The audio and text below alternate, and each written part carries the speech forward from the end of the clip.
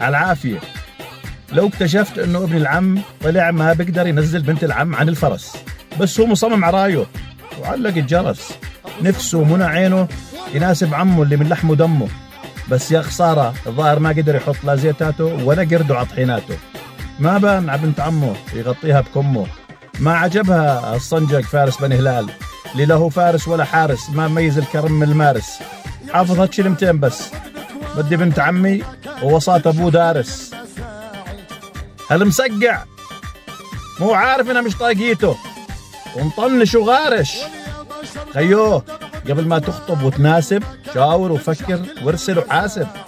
خذ من الزرايب ولا تاخذ من القرايب. البايرة ببيت ابوها خليها، وبفلوسك بنت السلطان عروسك.